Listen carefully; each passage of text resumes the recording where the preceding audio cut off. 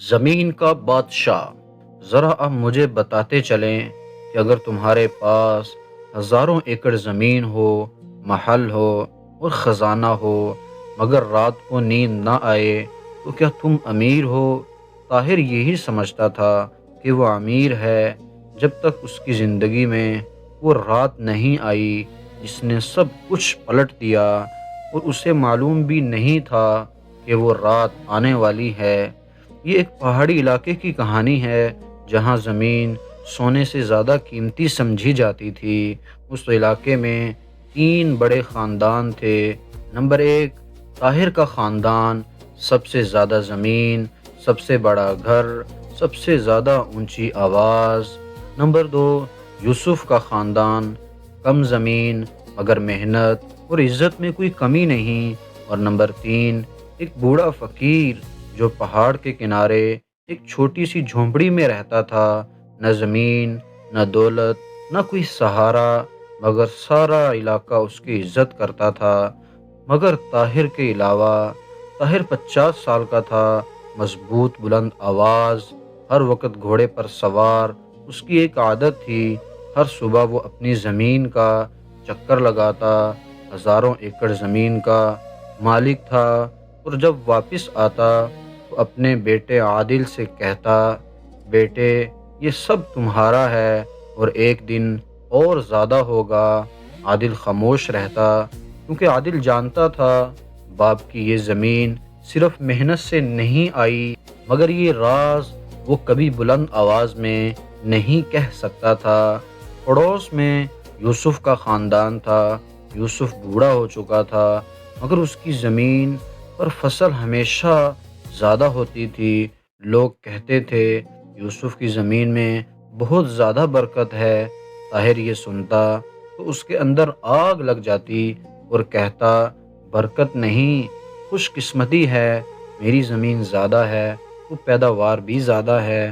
مگر دل جانتا تھا یوسف کی چھوٹی زمین اس کی بڑی زمین سے زیادہ پیداوار دیتی تھی، اور یہ بات طاہر کو رات کو سونے نہیں دیتی تھی۔ ایک دن طاہر نے فیصلہ کیا یوسف کی زمین بھی اس کی ہونی چاہیے۔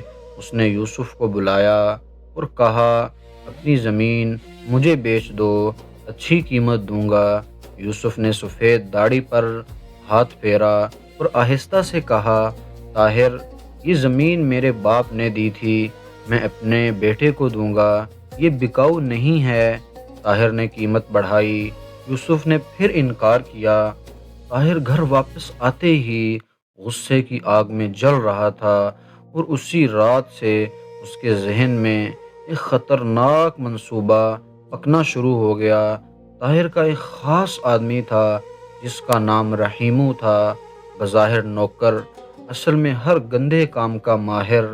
طاہر نے رحیمو کو بلایا اور کہا، یوسف کی زمین مجھے چاہیے، کوئی راستہ نکالو۔ رحیمو نے کہا، جناب پیسے لگیں گے۔ طاہر بولا، لگاؤ۔ رحیمو نے پرانے کاغذات میں ہیر پھیر کی، جھوٹے گواہ تیار کیے اور ایک مقدمہ دائر کیا کہ یوسف کی زمین اصل میں طاہر کے باپ نے یوسف کے باپ کو ادھار دی تھی، اور ادھار واپس نہیں ہوا۔ جھوٹ اور سفید جھوٹ، مگر کاغذ میں لکھا تھا اور گواہ موجود تھے۔ یوسف عدالت میں کھڑا تھا، بوڑھا اور کمزور، اس کے پاس کوئی وکیل نہیں تھا، کوئی گواہ نہیں تھا، بس ایک سچ تھا، مگر سچ کے لیے بھی گواہ چاہیے ہوتا ہے۔ فیصلہ طاہر کے حق میں آیا، یوسف کی زمین طاہر کی ہو گئی۔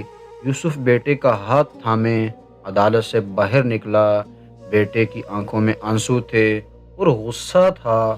یوسف نے بیٹے کا ہاتھ دبایا اور کہا، بیٹے رو مت، اللہ سے کوئی چیز چھپتی نہیں، جو ظلم کرتا ہے اس کا حساب ہوتا ہے، مگر ہمیں ظلم نہیں کرنا۔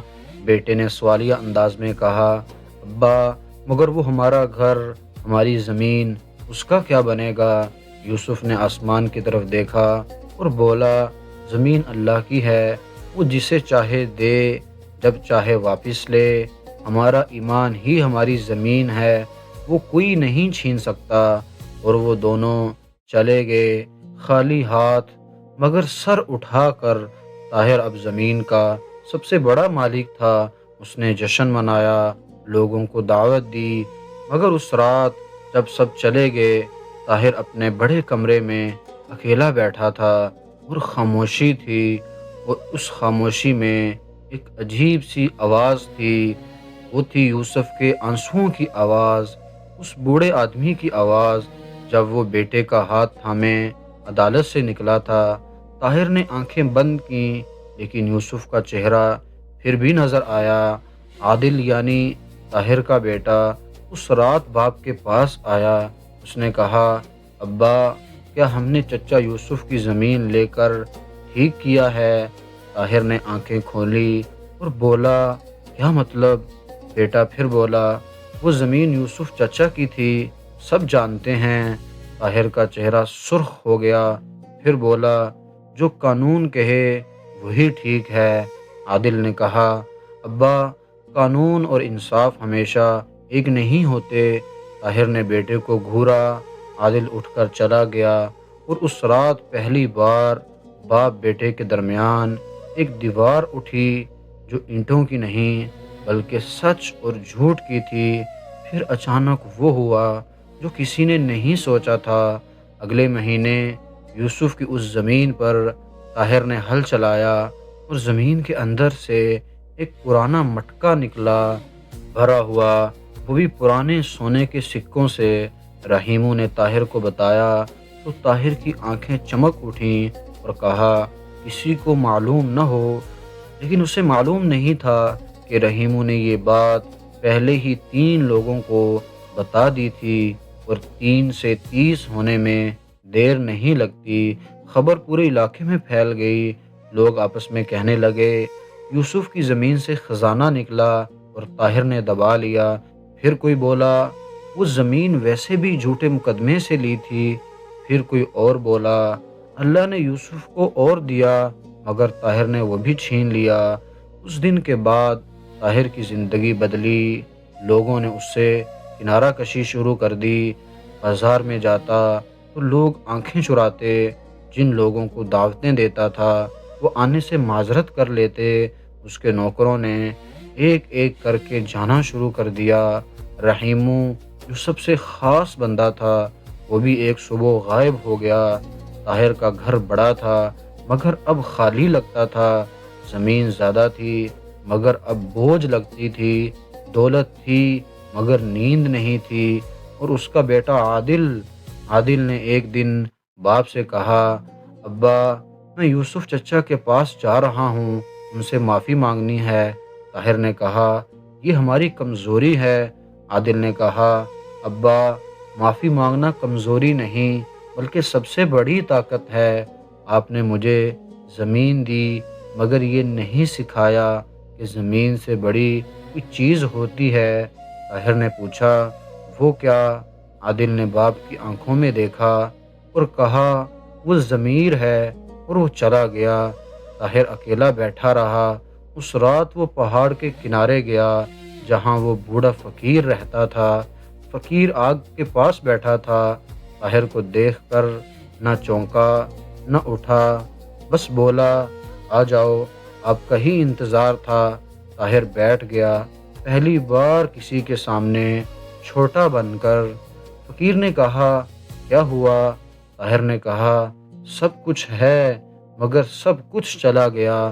فقیر نے آگ میں ایک لکڑی ڈالی اور بولا، طاہر، زمین کا ایک قانون ہے جو کوئی نہیں بدل سکتا، وہ یہ کہ جو بو گے وہی کاٹو گے۔ تم نے ظلم بویا سو اب کاٹ رہے ہو۔ طاہر خاموش رہا۔ فقیر نے آگے کہا، مگر ایک اور قانون بھی ہے، اور وہ ہے توبہ کا دروازہ جو کبھی بند نہیں ہوتا جب تک آخری سانس نہ آ جائے۔ طاہر اگلی صبح یوسف کے پاس گیا۔ یوسف ایک چھوٹے سے کرائے کے گھر میں اپنے بیٹے کے ساتھ تھا۔